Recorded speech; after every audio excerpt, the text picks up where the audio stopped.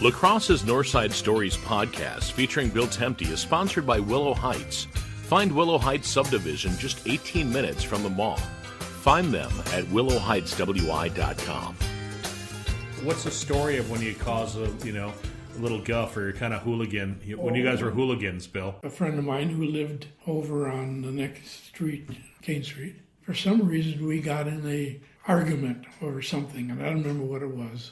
He got so mad, and he took a swing, and he hit me in the head, and it hurt his hand so bad that he had to go into the house to have it taken care of.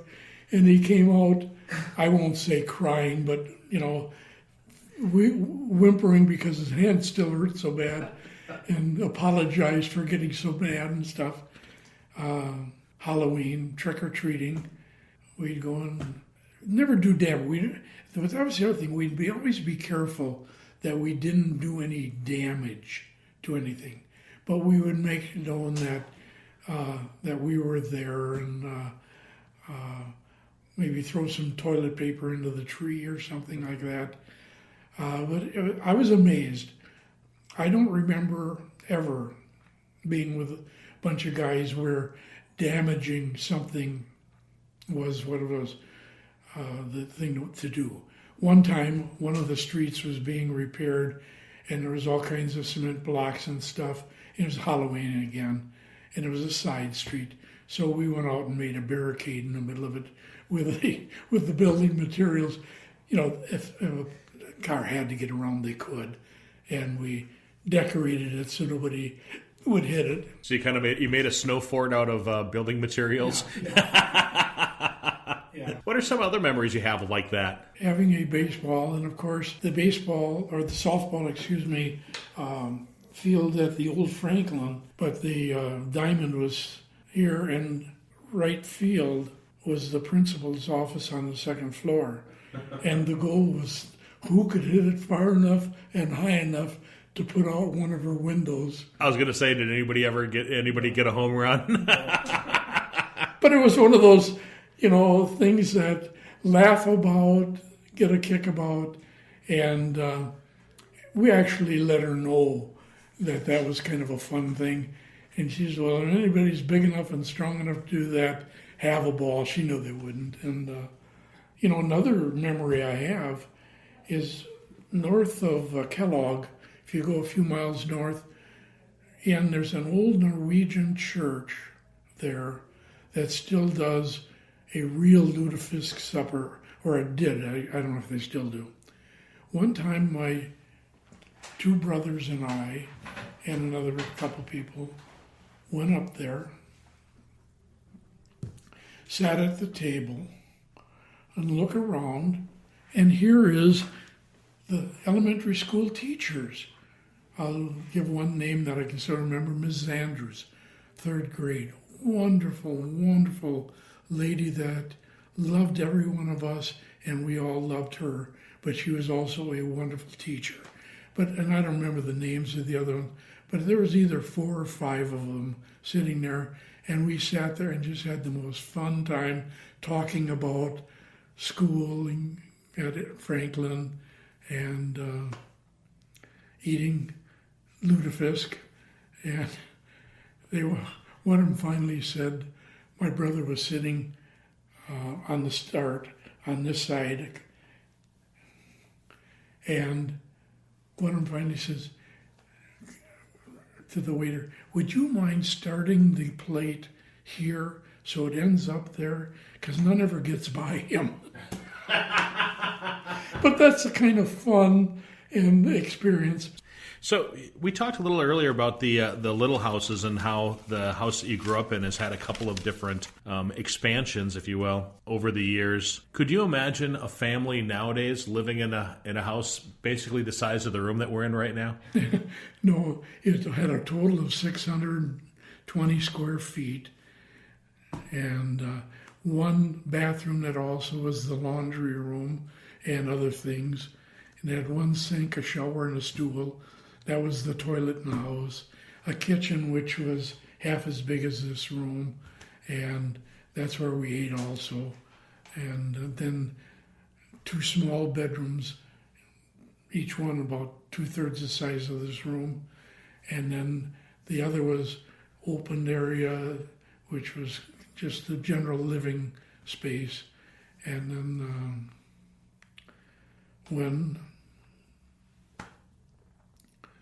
I guess they got their first TV when I was out of the service and came back.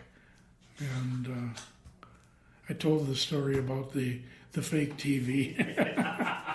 That's probably my favorite story you told. Yeah. But, we just lived, and I don't mean the Temte family, but because I've shared this now with others that lived in that immediate, maybe 6 square block area that I lived in. We lived a happy life. What about Burr's Barbershop? Okay, if you looked out my front window, it was in the building right over there, and we'd sit there and say, Burr's Barbershop, because they had a sign in the front of it that would neon that would say that, and it was a wonderful place. Again, place where people would hang out, waiting for their haircuts, because Don Burr and Ken Garvis were there, and they were the barbers, and almost every athletic team in the, West Salem, whatever, would come in there for their haircuts, so they'd look the right cool. And then old man Burr, the old folks would let them cut his hair. But there's another one down on the corner where the tavern is now. Yeah. Were barbershops back in those days kind of territorial? So you always went to Burr's, and somebody always went to Johnson's, and somebody always went to Smitty's and stuff like that? Absolutely. You had your barbershop, and frankly, your barber. And, I've mentioned before, on George Street, that was the line of the taverns from Ray and Sam's on the north down to Burr's Barbershop. There's a tavern there now, and it was there then. It has the whole building now. And then the North Star, the WW, and I can't think of the name of the other one. But they weren't drunken places. They were places where people, they had their bar that they'd go and sit and talk and have a beer or two, and that sort of thing. Do you remember your first beer? It was at the WW Tavern, and just a very, very small glass.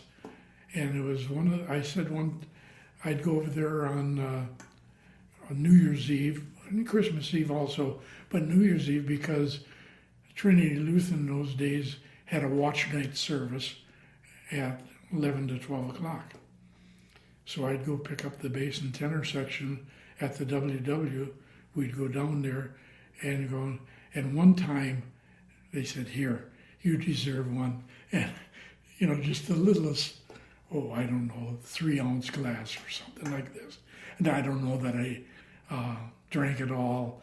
And they all got a big kick out of it, and a nice glass of Pepsi, or Pepsi would have been. Because the north side, we were on the Pepsi side of the Pepsi Coke war. Other than the north side of La Crosse, called just La Crosse, or was it called South Side, or what was the name of south of North La Crosse? Well, we called it the south side and the north side, but it was all the city of La Crosse.